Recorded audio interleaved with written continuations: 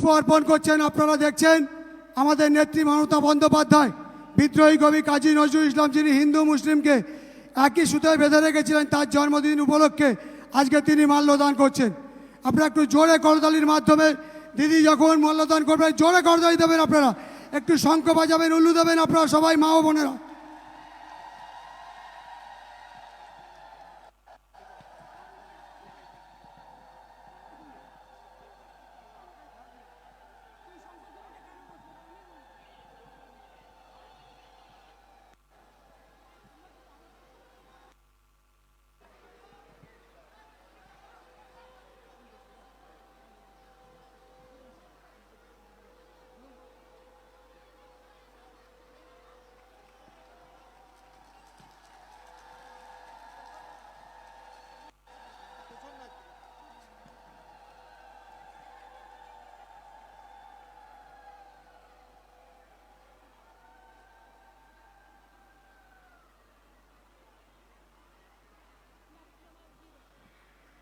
এবার আপনারা যার বক্তব্য শোনার জন্য অতি আগ্রহ, সেই সকাল 9টা থেকে এখনো পর্যন্ত অপেক্ষা করছেন, সেই বাংলার অগ্নিকন্যা মুখ্যমন্ত্রী মমতা বন্দ্যোপাধ্যায় আপনাদের সামনে বক্তব্য রাখছেন।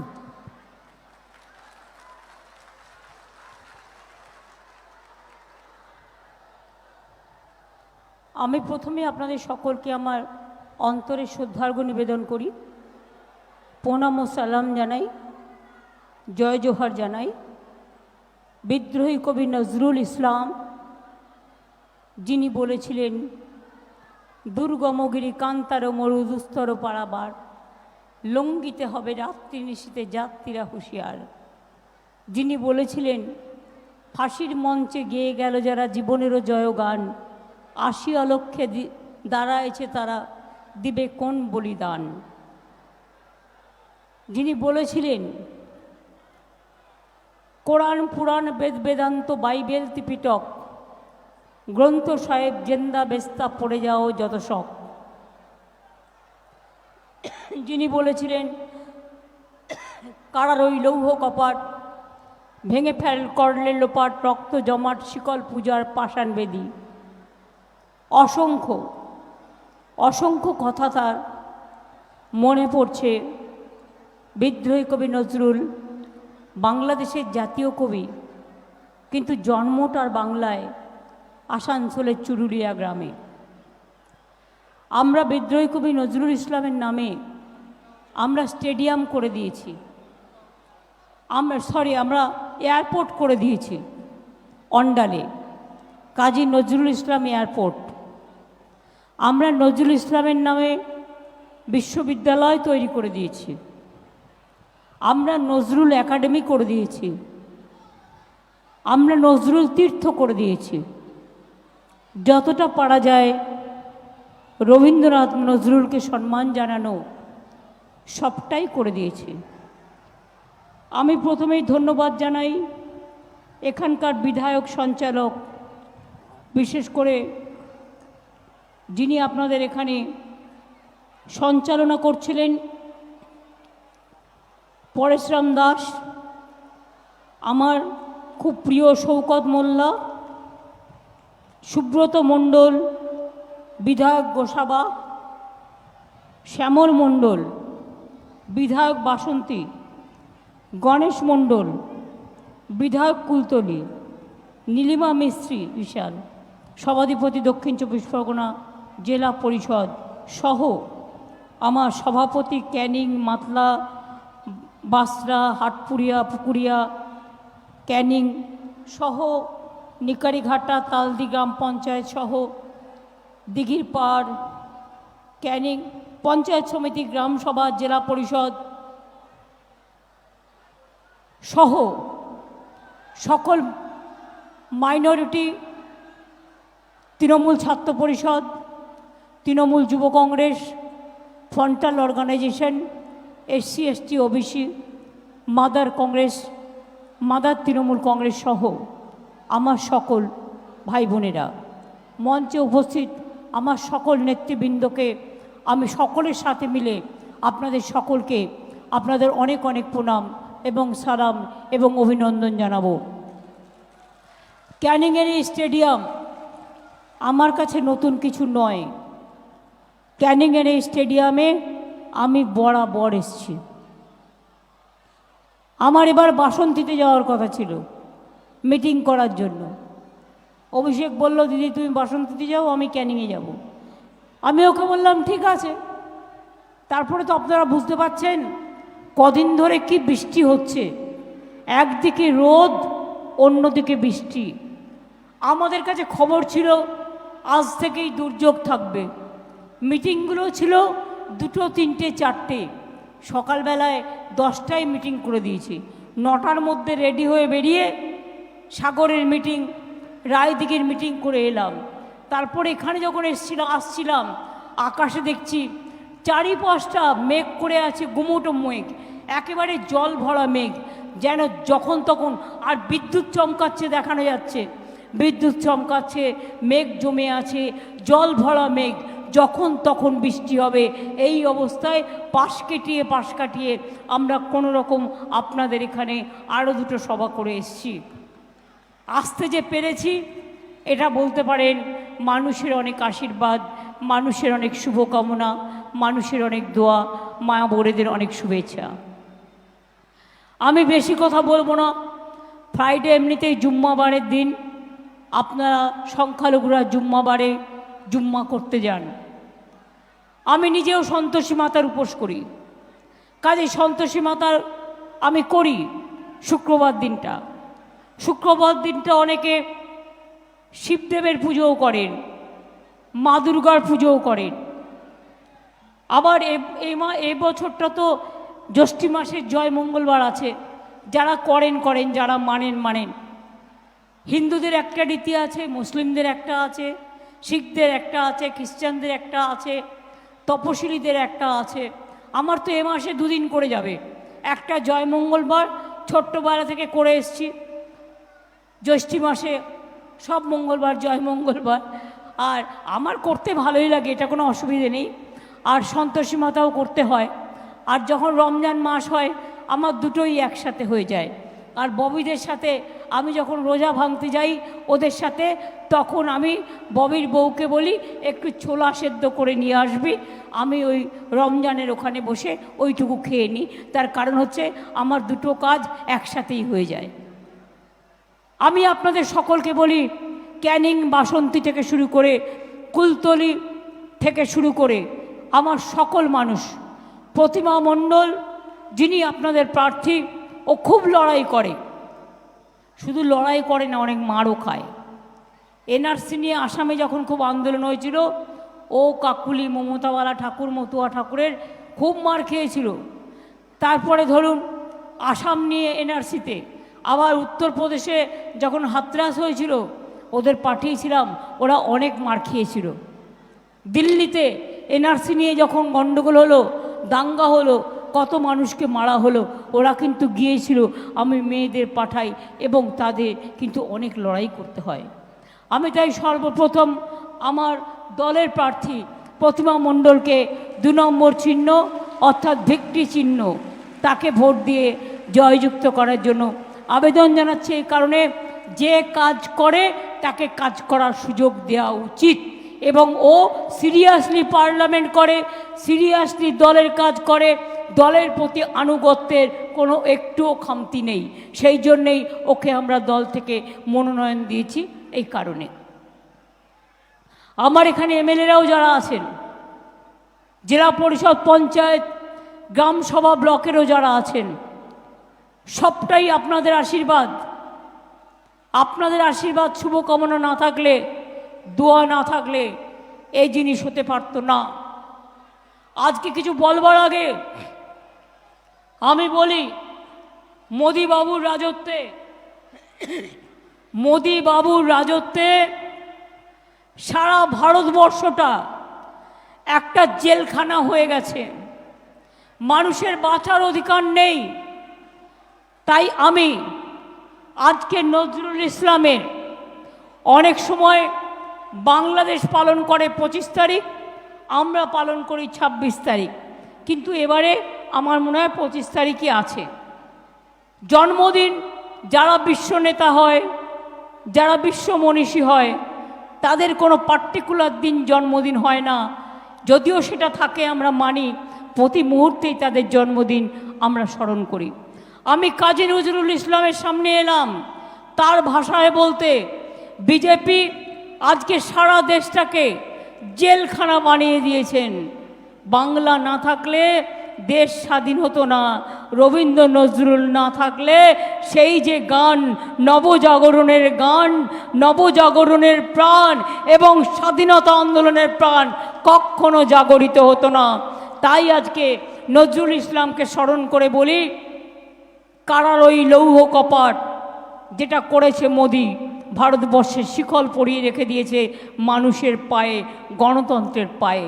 তার প্রতিবাদে বলি, এই শিকল পড়া ছল, মোদের এই শিকল পড়া ছল, এই শিকল পরেই শিকল তোদের করবো রে বিকল। এটা কাজী নজরুল ইসলামের লেখা। তিনি লিখেছিলেন, কারার ওই লৌহ কপাট ভেঙে ফেল করলে লোপাট, রক্ত জমাট শিকল পূজার পাষাণ বেদী। ওরে ও তরুণ নিশান বাজাতর প্রলয় ভীষণ, ধ্বংস নিশান উঠুক পাষণ প্রচুর বেদী। আমি কাজী নজরুল ইসলামকে প্রণাম জানাই। কাজী নজরুল ইসলামের ভাষায় বলি, মাগো দেশে শান্তি আসুক, মোদি যা শান্তি থাক, অঞ্জলি লহ মোর সঙ্গীতে। এটা হচ্ছে কাজী নজরুলের গান। কাজী নজরুলের গান মানুষের আজকে দুফোঁটা চোখের জল। তিনি লিখেছিলেন নয়ন ভরা জল, নয়ন ভরা জল। তিনি লিখেছিলেন একবার, তিনি লিখেছিলেন, আমার যাবার সময় হলো, দাও বিদায় মৃত্যুর আগে। অনেক রকম কবিতা, শ্যামাসঙ্গীতও লিখেছিলেন, অনেক কিছু লিখেছিলেন যা শুরু করলে শেষ করা যাবে না। সাথে রবীন্দ্রনাথকে ছোঁয়াই, কবি নজরুল না থাকলে রবীন্দ্রনাথ আসে না, রবীন্দ্রনাথ না থাকলে নজরুল আসে না। তাই ছোঁয়াই বাঁধন ভাঙার গান, রবীন্দ্রনাথ ঠাকুর, বাঁধ ভেঙে দাও, বাঁধ ভেঙে দাও, বাঁধ ভেঙে দাও, ভাঙো। স্বাধীনতা আন্দোলনের সময় বাঁধ ভাঙতে চেয়েছিলেন ইংরেজদের, তার কবিতার মাধ্যমে, তার গানের মাধ্যমে। আমি আজকে গানের মাধ্যমে, সঙ্গীতের মাধ্যমে, সুরের মাধ্যমে, সাধনার মাধ্যমে বলি, বাঁধ ভেঙে দাও, বাঁধ ভেঙে দাও, বাঁধ ভেঙে দাও, বিজেপির বাঁধ ভেঙে দিন।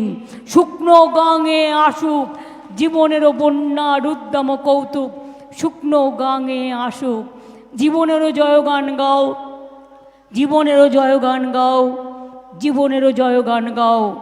জীর্ণ পুরাতন যাক ভেসে যাক, যাক ভেসে যাক, যাক ভেসে যাক। আমরা শুনেছি ওই মা ভই, মা ভই, মা ভই, কোন নূতনেরই ডাক, ভয় করি না অজানারে, রুদ্ধ তাহারি দ্বারে, দুর্দার বেগে ধাও, ভাঙো, বাঁধ ভেঙে দাও, বাঁধ ভেঙে দাও, বাঁধ ভেঙে দাও। বিজেপিকে ভারত থেকে বিদায় দাও, রক্ষা করে দাও প্রভু, প্রাণ ভরিয়ে তৃষা হরিয়ে আরো আরো আরো আলো দাও, আরো আলো, আরো আলো প্রভু সবার চোখে ঢালো। মনে রাখবেন, আজকে যা চলছে রবীন্দ্রনাথ ঠাকুরের ভাষায়, অন্ধকারের উৎস হতে উচ্চারিত আলো, সকল দ্বন্দ্ব বিরোধ মাঝে জাগ্রত যে ভালো, সেই তো তোমার ভালো। আজকে আসুন আমরা আলো জ্বালাই, আমরা রবীন্দ্র নজরুলের দেশের মানুষ, আমরা আলো জ্বালাই, আমরা দেশকে আলো জ্বালাই, আমরা দেশকে প্রদীপ জ্বালাই, আমরা দেশকে দোয়া করি, আমরা দেশের কাছে প্রার্থনা করি, আমরা ঈশ্বরের কাছে প্রার্থনা করি, মোদি যাক, দেশ থাক, দাঙ্গা যাক, শান্তি থাক, হিংসা যাক, শান্তি থাক, মোদির নাটকবাজি যাক, দেশ থাক, ভাগাভাগি যাক, দেশ থাক, ঐক্য থাক, মোদি যাক, শান্তি থাক, মোদি যাক, হিংসা যাক, মোদি যাক। বিদায় নিন মিস্টার মোদি মহাশয় বাবু। ওহে নন্দলাল, মিথ্যে বিজ্ঞাপন দিচ্ছ, বিনা পয়সায় তুমি নাকি গ্যাস দিচ্ছ, আমরা দিচ্ছি বিনা পয়সায় চাল, আর 1000 টাকার গ্যাসে ফুটছে বিনা পয়সার চাল। বাহবা নন্দলাল, বাহবা নন্দলাল, বাহবা নন্দলাল। ছবি দেখাচ্ছ, আমার ঘর বানিয়ে দিয়েছেন, নো গ্যারেন্টি বাবু, সব মিথ্যে। তার বাড়ি গিয়ে দেখুন সেটা খুবড়িতে থাকে। বলছে বিনা পয়সায় গ্যাস দিয়েছি। কেউ পেয়েছেন? পেয়েছেন আপনারা? যদি পেয়ে থাকেন বলুন হ্যাঁ পেয়েছি, আমার কোনো আপত্তি নেই। পেয়েছেন? তাহলে মোদিকে ভোট দেবেন। তাহলে গ্যাস না পেলে যদি বলে গ্যাস দিয়েছি, তার মানে এটা কত বড় গ্যাস বেলুন? এটা বড় গ্যাস বেলুনের থেকেও গ্যাস। বিজেপির গ্যারেন্টি 420।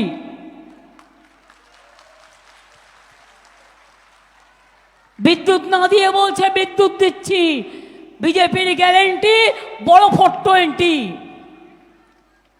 সবাইকে 15 লাখ টাকা করে দেবে 420। 2 কোটি লোকের চাকরি দেবে 420। বিজেপি পার্টিটাই 420। স্বাধীনতা আন্দোলন জানে না, স্বাধীনতা আন্দোলনের সময় জন্মায়নি। ওরা যে হিন্দু ধর্ম আমদানি করছে, এটা আমাদের দেশের হিন্দু ধর্ম নয়, এটা বেদ বেদান্ত নয়, এটা কোরআন পুরাণ নয়।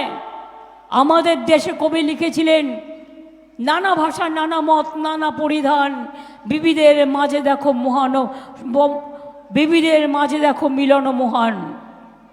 রামকৃষ্ণ পরমহংসদেব কি বলেছিলেন?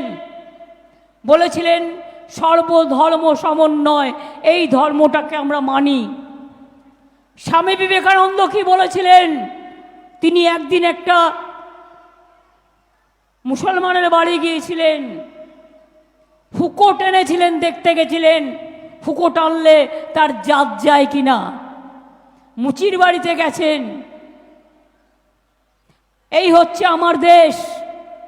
গান্ধীজি হাঁটু পর্যন্ত ধুতি পরতেন, আর পরে দাঙ্গা বন্ধ করবার জন্য দিল্লিতে যখন ফ্রিডম অ্যাট মিডনাইট হচ্ছে, গান্ধীজি তখন বেলেঘাটায় গান্ধীজি বাড়িতে আমরা যেটা নতুন করে করেছি সেখানে বসে অনশন চালাচ্ছেন। অনেকবার তিনি অনশন করেছেন ভারতবর্ষের জন্য।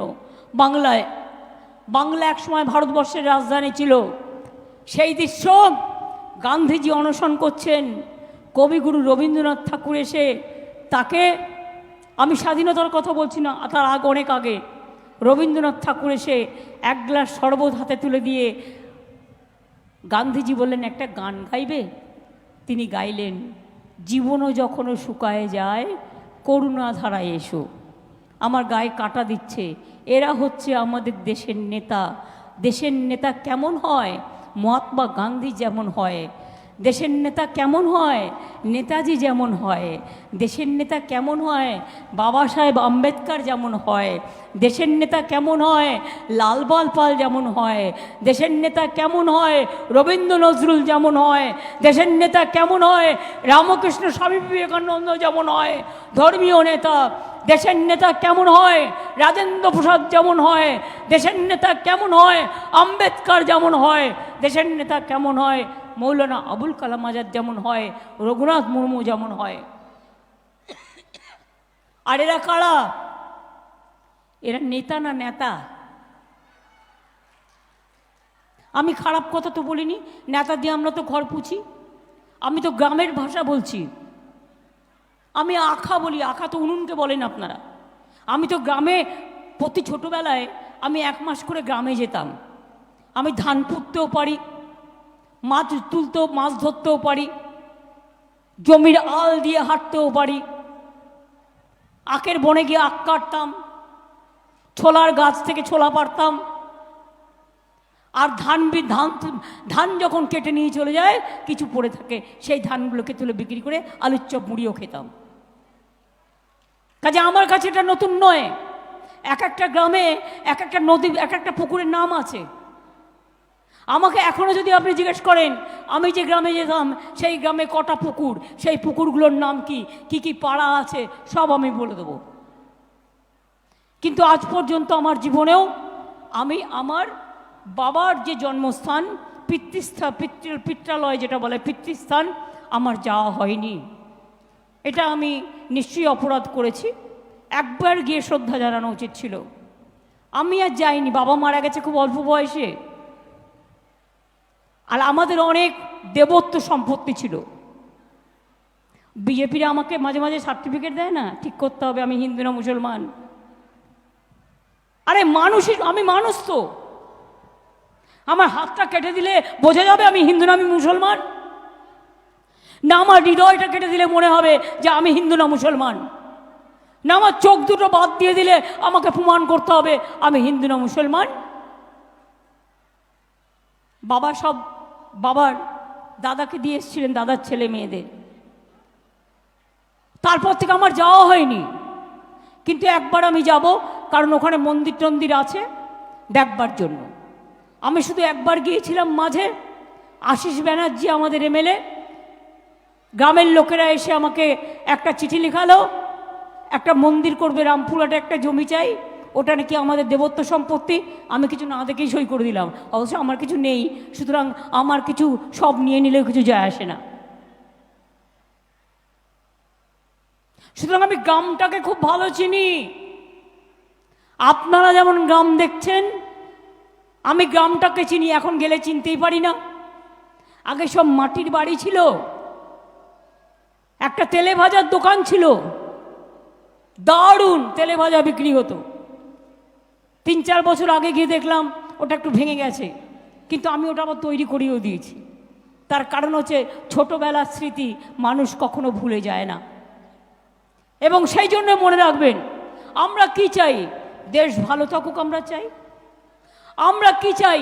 আমার ঘরের মা ভালো থাকুক আমরা চাই। আমরা কি চাই?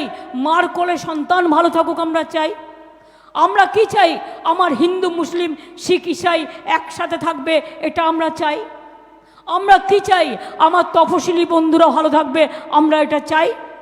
আমার আদিবাসী ভাই বোনেরা ভালো থাকবে, এটা আমরা চাই। আমার খ্রিস্টান বোনেরা ভালো থাকবে, এটা আমরা চাই।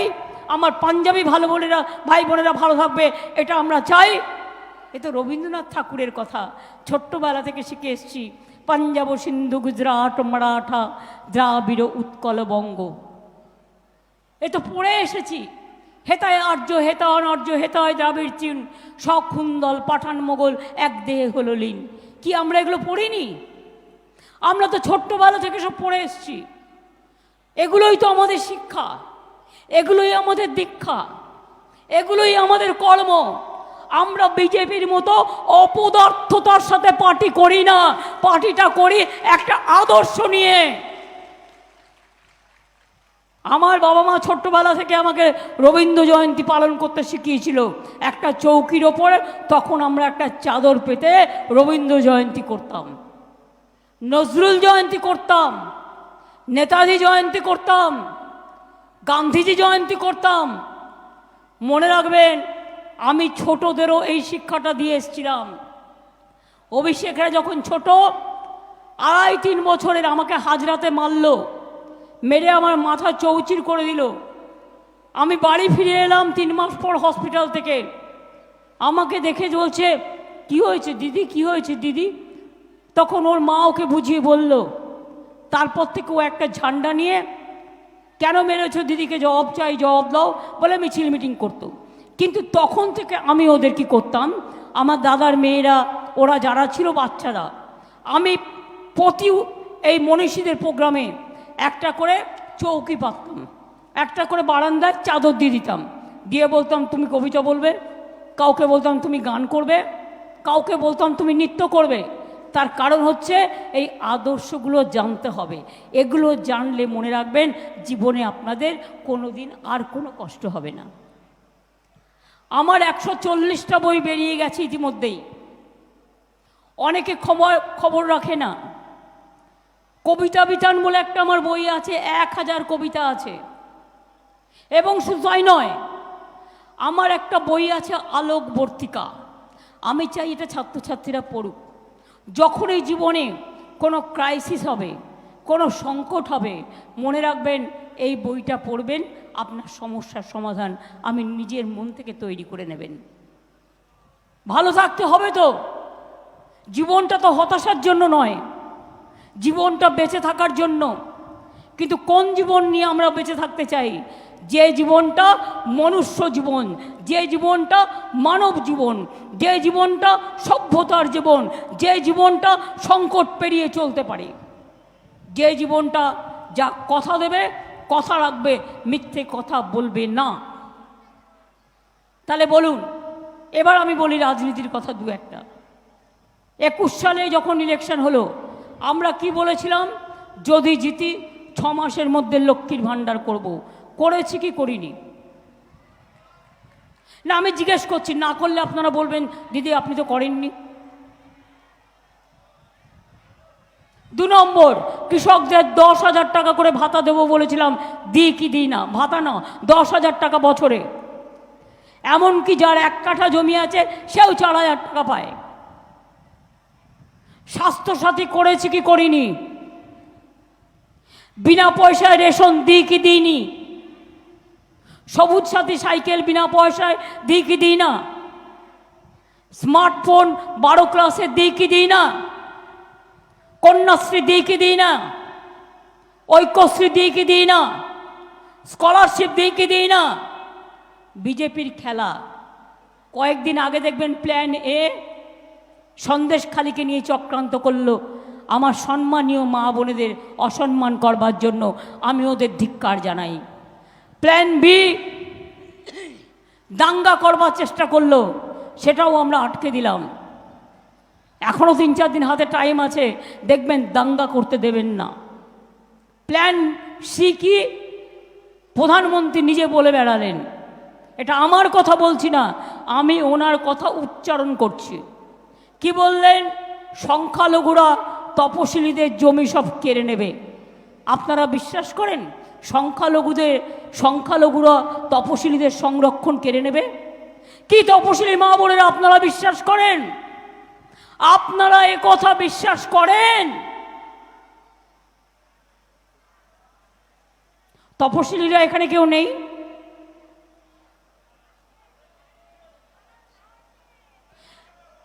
যারা আছেন তারা বলুন বিশ্বাস করেন? মুসলিমরা এতটা নিচু নয় বিজেপি যে তপশিলীদের জমি সংরক্ষণ ওরা কেড়ে নেবে, ওদের কাছে সে ক্ষমতা নেই, আর এ ক্ষমতা দেশের সংবিধানও দেয়নি। কেন আপনি মিথ্যে কথা বলছেন? আসল প্ল্যানটা কি? এনআরসি করে লোককে জেলে ঢুকিয়ে দেওয়া।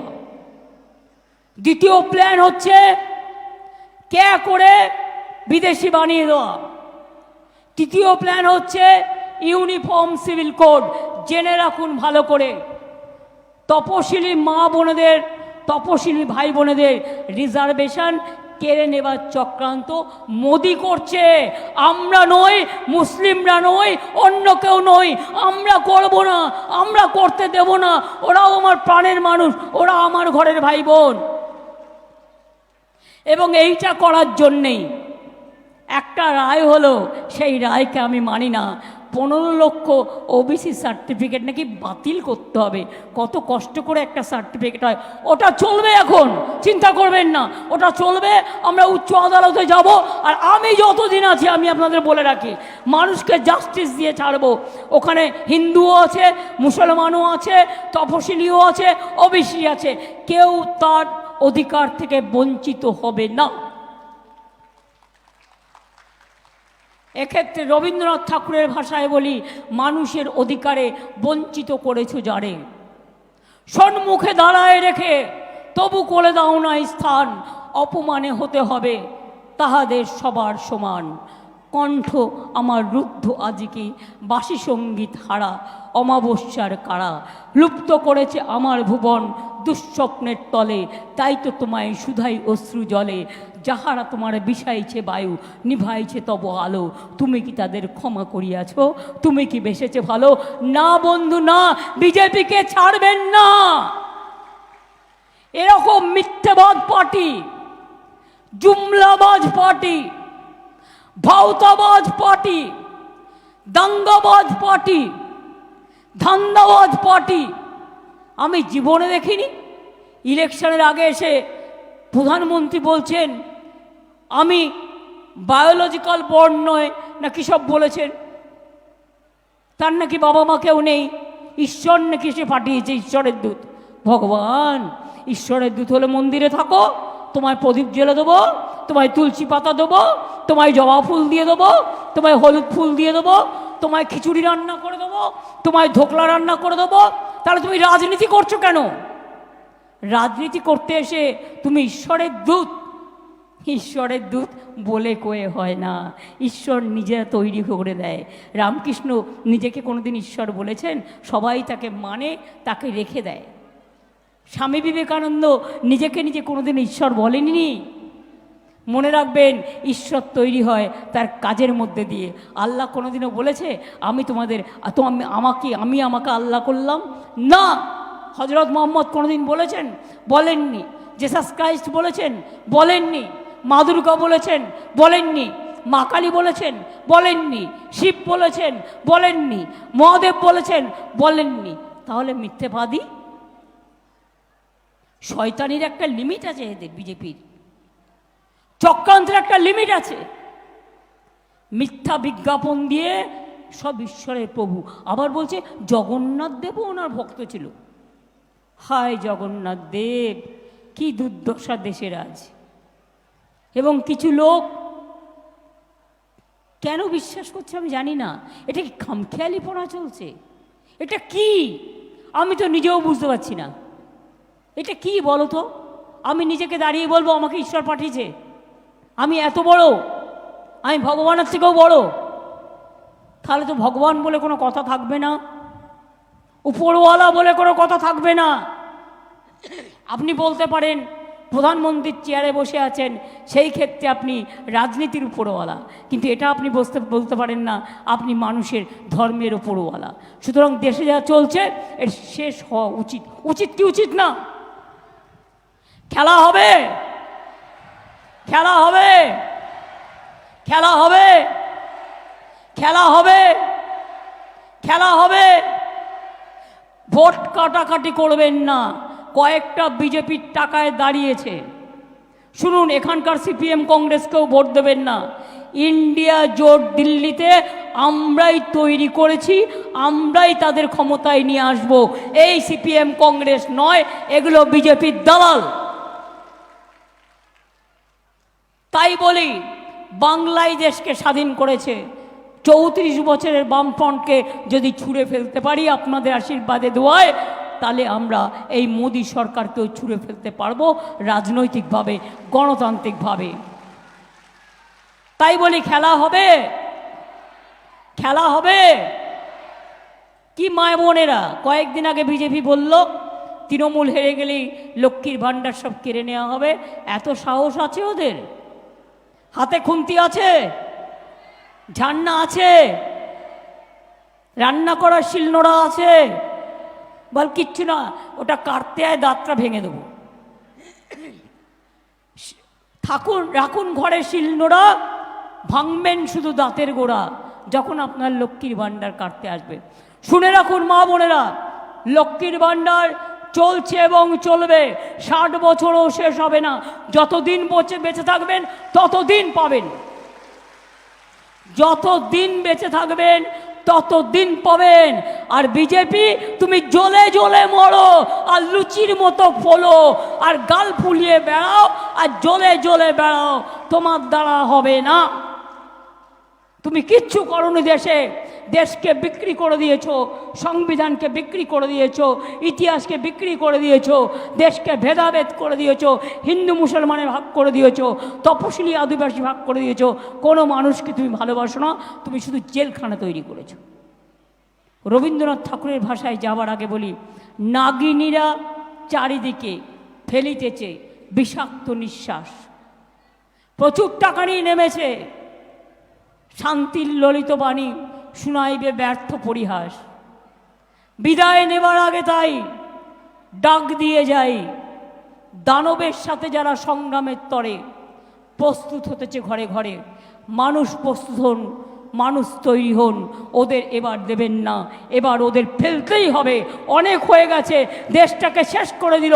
আর আগামী দিন মোদি থাকলে দেশে আর ইলেকশন থাকবে না, গণতন্ত্র থাকবে না, এনআরসি করে দেবে, কে করে দেবে, ইউনিফর্ম সিভিল কোড করে দেবে, রাজ্যগুলোকে ভেঙে দেবে, কারো কোনো অধিকার রাখবে না। তাই আমাদের সবার দায়িত্ব, মোদি হটাও দেশ বাঁচাও, মোদি হটাও দেশ বাঁচাও, মোদি হটাও দেশ বাঁচাও, বিজেপি হটাও দেশ বাঁচাও, বিজেপি হটাও দেশ বাঁচাও। খেলাটা হবে তো, ভালো করে খেলতে হবে, ঝড় হলেও খেলা হবে। ভোটটা কিন্তু ভোট, হজে অনেকে বাইরে যাচ্ছেন, প্ল্যান করেছে এই সময় মোদী সরকার, যাতে 2000 মুসলিম ভোট দিতে না পারে, উত্তর 24 পরগনা এবং দক্ষিণ 24 পরগনা। পরে তারা যেতেই পারতেন, পরে পাঠিয়ে দিতে পারতাম, কিন্তু এবছরটা হতো না, সেই জন্য তারা চলে যাচ্ছেন ভোট না দিয়ে। এটা তাদের ব্যাপার, তাদের ধর্মীয় ব্যাপার, আমি এ ব্যাপারে হস্তক্ষেপ করি না, কিন্তু আশা করি তাদের পরিবারের কেউ একটাও ভোট নষ্ট করবেন না, সব ভোটটা দিয়ে দেবেন।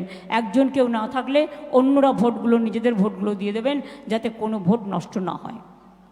আমি এটুকু বলে এই লড়াইয়ে আপনাদের পূর্ণ সমর্থনের আশা করে আমি মা বোনেদের বলবো, যাবার আগে একটু আশীর্বাদ চেয়ে নিই, একটু দোয়া চেয়ে নিই।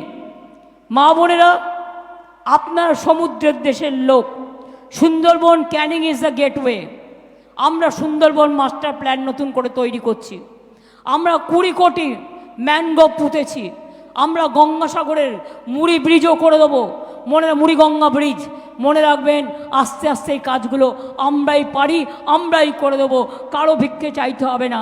তাই বলি, মাগো, এই লড়ার আগে আমার ভাই বোনদের বলি, নতুন ভোটারদের বলি, ছাত্র যৌবনকে বলি, যাবার আগে একটু আশীর্বাদ পাবো, একটু দোয়া পাবো, একটু শুভকামনা পাবো, একটু শুভেচ্ছা পাবো। তাহলে মা বোনেরা একটু উলুধ্বনি আর একটু দোয়া হয়ে যাক। কি ভাইরা, একটু তালি হবে না মা বোনেদের সমর্থনে? মা বোন, মা ভাই, মা এবং ভাই বোন, এটাই তো অন্তরের ধন। মাগো, তোমার ভালোবাসায় জীবন আমার ধন্য। মাগো, তোমার সান্নিধ্যে হৃদয় আমার পূর্ণ।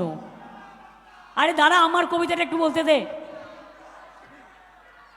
আরে আমি ছোট্ট একটা কবিতা আমার নিজের লেখা বলবো। মাগো, তোমার ভালোবাসায় জীবন আমার ধন্য। মাগো, তোমার সান্নিধ্যে হৃদয় আমার পূর্ণ। মাগো, তোমার মিষ্টি হাসি দেখতে ভালোবাসি। তুমি যখন রাগ করো মা, চুপি চুপি আসি। কখনো ভাবোই ভয় পাবো না, মা তো স্নেহ ভরা। ভুল করলেই ভয় পাই যে কখন পড়ব ধরা। জনম জনম মা যেন মোদের পাশেই থাকে। মার মুখ দেখে জয় করব সারা জগৎটাকে। মায়ের এই আশীর্বাদ, এই শুভকামনা, এই শুভেচ্ছা, এই দোয়া, ভাইদের এই তালি, এই নিয়ে যাচ্ছি। আগামী দিন বিজেপিকে করতে হবে খালি, এটা কিন্তু মাথায় রাখতে হবে। বিজেপি হটাও দেশ বাঁচাও, বিজেপি হটাও দেশ বাঁচাও। জয় বাংলা, জয় হিন্দ, বন্দে মাতরম, বন্দে মাতরম। তৃণমূল কংগ্রেস জিন্দাবাদ, তৃণমূল কংগ্রেস জিন্দাবাদ। ভোট দিচ্ছেন কোনখানে, ভোট দিচ্ছেন কোনখানে? সকাল সকাল ভোট দিন, সকাল সকাল ভোট দিন, নিজের ভোট নিজে দিন। সকাল সকাল ভোট দিন। জয় হিন্দ, বন্দে মাতরম, খোদা হাফেজ, জয় জহর, তপশিলি বন্ধু জিন্দাবাদ। ইনশাল্লাহ। জয় বাংলা, জয় বাংলা, জয় বাংলা, জয় বাংলা, জয় বাংলা, জয় বাংলা, জয় বাংলা, জয় বাংলা, জয় বাংলা, জয় বাংলা। সবাই মিলে শপথ নিচ্ছ তো একসাথে কাজ করবার? তাহলে আমার সাথে গলা মিলিয়ে বলো, আমাদের শপথের প্রদীপ্ত স্বাক্ষরে নতুন সূর্য শিখা জ্বলবেই, আমাদের সংগ্রাম চলবেই। আর এ সংগ্রাম বিজেপি বিদায়ের সংগ্রাম, দেশের শান্তি রক্ষা করার সংগ্রাম, দেশ বাঁচানোর সংগ্রাম, সংবিধান বাঁচানোর সংগ্রাম, ভাগাভাগি রোকবার সংগ্রাম, মানুষ বাঁচানোর সংগ্রাম। ভালো থাকুন, সুস্থ থাকুন, সুন্দর থাকুন। আবার দেখা হবে। সবাই ভালো থেকো, সুস্থ থেকো, সাবধানে থেকো। আর ভোটের আগের দিন মনে মনে একটু পাহারা রেখো, যাতে টাকা নিয়ে না ঢুকতে পারে। ঠিক আছে? এলাকায় 2-3 জন ছেলে তৈরি করে রাখো যারা লক্ষ্য রাখবে। ঠিক আছে? আর এইগুলো ধরিয়ে দিতে পারলে পুলিশ তাদের হেল্পও করবে। Thank you so much.